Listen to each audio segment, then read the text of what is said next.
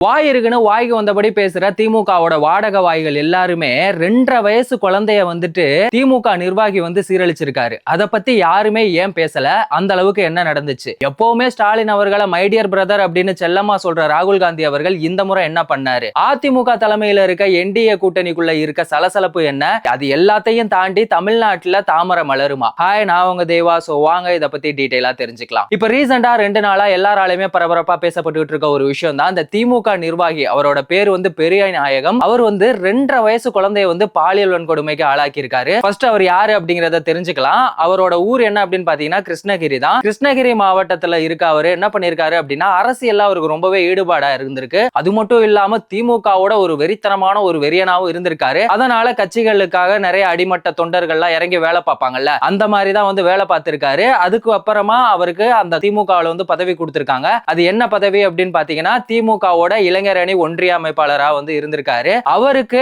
கிருஷ்ணகிரி மாவட்டத்தை சேர்ந்த ஒரு பெண்ணு மூலமா வந்துட்டு அறிமுகமாயிருக்கு. அவங்க வந்து கணவனை பிரிஞ்சு வாழ்ந்து வந்துட்டு இருக்காங்க. அந்த பொண்ணோட வயசு வந்து ஒரு 24 இருக்கும். அவங்க தனியா இருக்கும்போது அந்த பெண்ணுக்கும் இவருக்கும் வந்துட்டு தொடர்பு ஆயிருந்திருக்கு, நெருக்கமா இருந்திருக்காங்க. நாளடைவுல அது என்னவாயிருக்கு? கள்ள தொடர்பா மாறி இருக்கு. அந்த மாதிரி அவங்க 2 பேருக்கும் இடையில போயிட்டு இருக்கும்போது ஒரு நாள் என்ன பண்ணிருக்காங்க அப்படின்னா டிசம்பர் 11 அன்னைக்கு வந்து அவங்க வெளியே போயிருக்காங்க. ஆனா வீட்டுல அந்த குழந்தைய வந்து விட்டுட்டு போயிருக்காங்க.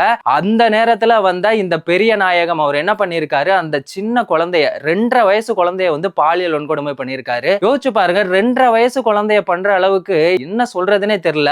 அந்த அளவுக்கு அவ்வளவு ஒரு காம வெறி எப்படி இருக்கும்? ஆக்சுவலி என்ன சொல்லுவாங்க, இந்த பாலியல் வன்கொடுமை நடக்கிறதுக்கெல்லாம் காரணம் வந்துட்டு அவங்க போட்டிருக்க ட்ரெஸ் சரியில்லை, அவங்க நடந்துக்கிறது விதம் சரியில்லை, அப்படி இப்படின்லாம் சொல்லுவோம்ல. 2.5 வயசு குழந்தைகிட்ட அவர் என்னத்த பார்த்தாரு? இந்த மாதிரியான கொடுமைகள்லாம் எங்க நடந்துகிட்டு இருக்கு? திமுகவோட ஆட்சியில தான் நடந்துகிட்டு இருக்கு. திமுகவோட ஆட்சியில வந்து பெண்களுக்கு தான் பாதுகாப்பு இல்லை அப்படின்னு பார்த்தா குழந்தைகளுக்குமே பாதுகாப்பு இல்ல. திமுகவோட ஆட்சியில பெண்களுக்கு என்ன மாதிரியான பாதுகாப்பு இருக்கு அப்படின்னு ஒரு சாம்பிள் பார்க்கலாமா? இதுக்கு முன்னாடி விருதுநகர் மாவட்டத்துல வந்துட்டு 2 திமுக பிரமுகர்கள் என்ன பண்ணிருக்காங்க அப்படின்னா ஒரு பெண்ணை வந்துட்டு 22 வயசு பெண்ணை வந்து கூட்டு பாலியல் வன்கொடுமை செஞ்சிருக்காங்க. அது மட்டும் இல்லாம ராணிப்பேட்டையில வந்துட்டு திமுக நிர்வாகி வந்துட்டு தனியா இருந்த பெண்ணிட்ட பாலியல் வன்கொடுமை பண்ணிருக்காரு. ஸ்ரீவில்லிபுத்தூர்லயும் இந்த மாதிரியான பாலியல் வன்கொடுமை சம்பவங்கள் நடந்திருக்கு. தூத்துக்குடி மாவட்டத்துல வந்துட்டு அம்மா பொண்ணு 2 பேருக்குமே வந்துட்டு பாலியல் வன்கொடுமை பண்ணிருக்காங்க. இந்த மாதிரி திமுகவோட ஆட்சியில பெண்களுக்கு எதிரான குற்றங்களும் கொடுமைகளும் தொடர்ந்து நடந்துகிட்டே தான் இருக்கு. ஆனா இத பத்தி எல்லாம் வந்துட்டு திமுக செஞ்ச சாதனைகள் ஏராளம் அப்படின்னு பேசுற யாருமே இத பத்தி ஒரு வாய் கூட திறக்கல.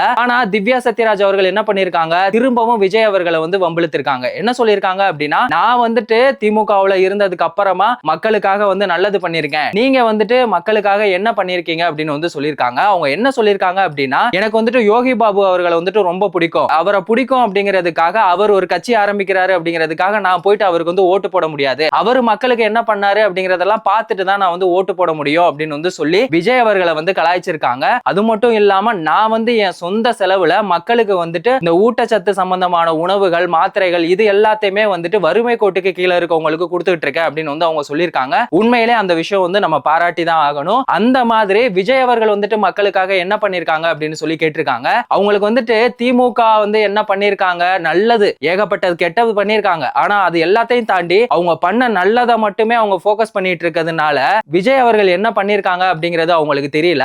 விஜய் அவர்கள் மக்கள் இயக்கம் மூலமா என்ன பண்ணிருக்காங்க அப்படின்னு ஒரு சாம்பிள் பார்க்கலாமா? தமிழகம் முழுவதும் இந்த டியூஷன் சென்டர் வந்து வச்சு கொடுத்திருக்காங்க. அது மட்டும் இல்லாம ஏழை எளிய மக்களுக்கு வந்துட்டு அன்னதானம் வழங்குறது, அந்த மாதிரியான விஷயங்கள் வந்து நடந்துகிட்டே தான் இருக்கு. அது மட்டும் இல்லாம முக்கியமான ஒரு விஷயமா, இப்ப 10th 12th எல்லாம் வந்துட்டு யார் வந்து அதிக மார்க் எடுக்கிறாங்களோ அவங்க எல்லாரையும் வந்துட்டு கூப்பிட்டு அவங்களுக்கு பரிசு தொகை கொடுக்கிறது, இந்த மாதிரியான விஷயங்களும் பண்ணிட்டு இருக்காங்க. முக்கியமா ரத்த தானம் வந்து வழங்கிட்டு இருக்காங்க. இன்னும் ஏகப்பட்ட விஷயங்கள் வந்து அவங்க பண்ணிட்டு இருக்காங்க. அதையும் தாண்டி இந்த புயல் வந்த அந்த நேரத்துல எல்லாம் வந்துட்டு மக்களுக்கு ஏகப்பட்ட உதவிகள் வந்து செஞ்சிருக்காங்க. இந்த மாதிரி அவரும் வந்து நிறைய பேசியிருக்காரு. அது மட்டும் இல்லாம நிறைய விஷயங்களுக்கு வந்து குரல் கொடுத்திருக்காரு. சில விஷயத்துக்கு அவர் வந்து குரல் கொடுக்கல, அதை வந்துட்டு நானே ஒத்துப்பேன். ஏன்னா அவர் வந்துட்டு திருப்பரங்குன்றம் தீப விவகாரத்துக்கும் குரல் கொடுக்கல, ஆணவ படுகொலை கவின் ஆணவ படுகொலைக்கும் வந்து குரல் கொடுக்கல. அதனால எனக்கே அவர் மேல கொஞ்சம் வருத்தம் இருக்கு. ஆனா அதையும் தாண்டி ஏகப்பட்ட விஷயங்களுக்கு அவர் வந்து குரல் கொடுத்துட்டு தான் இருக்காரு. ஆனா நீங்க வந்து எந்த விஷயத்தை பத்தியுமே பேச மாட்டீங்க. மக்கள் எவ்வளவோ கஷ்டப்பட்டு இருக்காங்க, அவங்களோட ஒவ்வொரு உரிமைக்காகவும் வந்து போராடிட்டு இருக்காங்க. ஆனா நீங்க எதை பத்தியுமே பேச மாட்டீங்க. ஆனா விஜய் அவர்கள் வந்து என்ன பண்ணாரு அப்படின்னு சொல்லி கேட்டுட்டு இருக்கீங்க. இது ஒரு பக்கம் இருக்க, கமல் அவர்கள் நினைச்சா நான் என்ன சொல்றதுன்னே தெரியல. அவர் வந்து உலக நாயகனா இல்ல அடிமை நாயகனான்னு தெரியல. ஏன்னா அவர் ஆரம்பத்துல என்ன சொன்னாரு, இந்த கேடுகட்ட குடும்ப ஆட்சியை வந்து நான் ஒழிப்பேன் அப்படின்னு சொல்லி தான் அவர் வந்து அரசியலுக்குள்ளே வந்தாரு. ஆனா இன்னைக்கு அவர் என்ன பேசியிருக்காரு தெரியுமா? அவர் வந்துட்டு மக்கள் வந்து யாரெல்லாம் வந்து குடும்பமா நினைக்கிறாங்க ஆரம்பிக்கிறாங்களோ அவங்க எல்லாருமே வந்துட்டு குடும்ப அரசியலை தான் வந்து விரும்புவாங்க அப்படின்னு சொல்லி அவர் சொல்லியிருக்காரு. ஆண்டவரே, இதெல்லாம் என்ன ஒரு பேச்சு அப்படின்னு தெரியல. இது ஒரு பக்கம் இருக்கா, அவருடைய தீவிர தொண்டனான சிநேகன் அவர் என்ன சொல்லியிருக்காரு அப்படின்னா, இந்த முறை நாங்க அடிக்கிற அடி வந்து பயங்கரமான அடியா இருக்கும். இதுக்கப்புறமா ஒரு நடிகர் வந்து அரசியலுக்கு வர்றது அப்படிங்கறத நினைச்சு கூட பார்க்க முடியாத அளவுக்கு அடிப்போம் அப்படின்னு வந்து சொல்லியிருக்காரு. அவர் சொன்னது உண்மையிலே வேடிக்கையா இருக்கு. ஏன்னா கமல்ஹாசன் அவர்களுமே ஒரு நடிகர் தான், முதலமைச்சர் ஸ்டாலின் அவர்களுமே நடிகர் தான், உதயநிதி ஸ்டாலின் அவர்களுமே நடிகர்கள் தான். இப்படி எல்லாருமே நடிகர்களா இருந்துதான் இன்னைக்கு வந்து அரசியல்ல இருக்காங்க. ஆக்சுவலி உங்களுக்கு வந்துட்டு சினிமால இருந்து ஒருத்தர் வந்து அரசியலுக்கு வந்தது பிரச்சனை இல்ல, விஜய் அவர்கள் வந்து அரசியலுக்கு வந்தது தான் இப்ப பிரச்சனையா இருக்கு. ஆனா ஒரு விஷயம் மட்டும் நீங்க நல்லா தெரிஞ்சுக்கங்க சிநேகன் அவர்களே, யாரு அடிக்க போறாங்க யாரு அடி வாங்க போறாங்க அப்படிங்கிறது இந்த 2026 சட்டமன்ற தேர்தல்ல உங்களுக்கு நல்லாவே தெரியும், நல்லா தெரிஞ்சுப்பீங்க. இது ஒரு பக்கம் இருக்க, எப்பவுமே மை டியர் அங்கிள் அப்படின்னு நம்ம விஜய் அவர்கள் வந்துட்டு ஸ்டாலின் அவர்களை சொல்லுவாங்கல்ல, அந்த மாதிரி ஸ்டாலின் அவர்களை வந்துட்டு ராகுல் காந்தி வந்து மை டியர் பிரதர் அப்படின்னு தான் சொல்லுவாங்க. நேத்து நம்ம முதலமைச்சர் ஸ்டாலின் ஐயா அவர்களோட பிறந்த நாள், அதுக்கு எப்பவுமே வாழ்த்து தெரிவிக்கிற ராகுல் காந்தி அவர்கள் வந்து என்ன பண்ணிருக்காங்க அப்படின்னா, பிரதர் அப்படிங்கிற எந்த ஒரு வார்த்தையுமே மென்ஷன் பண்ணாம சும்மா வாழ்த்து தெரிவிக்கணும் அப்படிங்கிற மாதிரி வாழ்த்து தெரிவிச்சிருக்காரு. அதுக்கு ரிப்ளை பண்ணதுக்கு ஸ்டாலின் அவர்களுமே வந்துட்டு அவர் என்ன பண்ணாரோ அதே மாதிரி தான் வந்துட்டு நார்மலா வந்து தேங்க்யூ சொல்லியிருக்காங்க. இது எதனால அப்படின்னு பாத்தீங்கன்னா, ஸ்டாலின் அவர்கள் வந்துட்டு ஒரு விஷயத்துல ரொம்பவே தெளிவா இருக்காங்க. தமிழ்நாட்டை பொறுத்த வரைக்கும் வந்து ஆட்சியில பங்கு கிடையாது அப்படின்னு சொல்லிட்டு, இன்னொரு பக்கம் காங்கிரஸ் வந்து 41 தொகுதி கேட்கறாங்க. ஆனா அதுக்கெல்லாம் வாய்ப்பு இல்ல. ஏன்னா கடந்த தேர்தல்ல வந்து 25 தொகுதி கொடுத்தோம், அதுலயும் 2 தொகுதியை கம்மி பண்ணி நாங்க 23 தான் கொடுப்போம் அப்படிங்கறதுல திமுக வந்து ரொம்பவே ஸ்ட்ராங்கா இருக்காங்க. அவங்கள பொறுத்த வரைக்கும் என்ன அப்படின்னா, காங்கிரஸ் இருந்தாதான் நாங்க ஜெயிப்போம் அப்படின்லாம் இல்ல, நீங்க இருந்தா இருங்க போறதா இருந்தா போங்க அப்படிங்கிற ஒரு முடிவுல தான் இருக்காங்க. அந்த ஒரு மனக்கசப்பால தான் இன்னைக்கு ராகுல் காந்தி அவர்கள் வந்துட்டு இந்த மாதிரி விஷ் பண்ணாங்களா என்னன்னு தெரியல. இது ஒரு பக்கம் இருக்க, இன்னொரு பக்கம் என்னாச்சு அப்படின்னா, அதிமுகவோட தலைமையில இருக்க என்டிஏ கூட்டணி நேத்து வந்து மதுரையில ஒரு மாநாடு ஒன்று நடந்துச்சு. அதுல வந்துட்டு என்ன மாதிரியான தொகுதி பங்கீடுகள்லாம் இருக்கும் அப்படிங்கிற அந்த பேச்சுவார்த்தை வந்து முடிவுக்கு வரும் அப்படின்னு சொல்லி பார்த்தா, ஆனா வரல.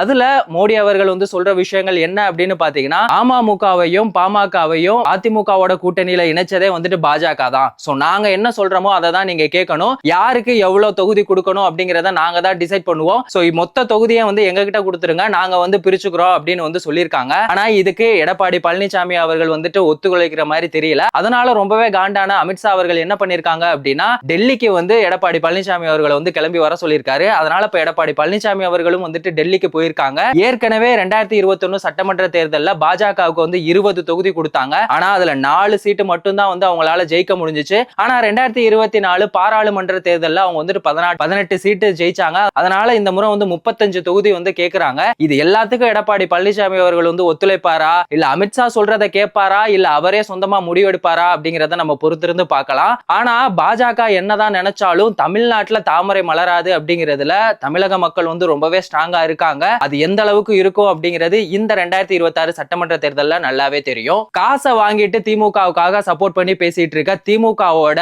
வாடகை வாய்கள் எல்லாமே 2.5 வயசு குழந்தைய ஒரு திமுக நிர்வாகி வந்து பாலியல் வன்கொடுமை பண்ணிருக்காரு. அதுக்காக அவங்க வந்து வாயே திறக்கல. இத பத்தி நீங்க என்ன நினைக்கிறீங்க? 2026 சட்டமன்ற தேர்தல்ல திரும்பவும் திமுகவுடைய ஆட்சி வேண்டுமா, அதிமுக தலைமையிலான இந்த என்டிஏ கூட்டணியால தமிழ்நாட்டுல தாமரை மலருமா? இத பத்தி உங்க கருத்தை மறக்காம கமெண்ட் செக்ஷன்ல சொல்லுங்க. வேறொரு வீடியோல வேறொரு கண்டென்ட்ல நம்ம திரும்பவும் சந்திக்கலாம்.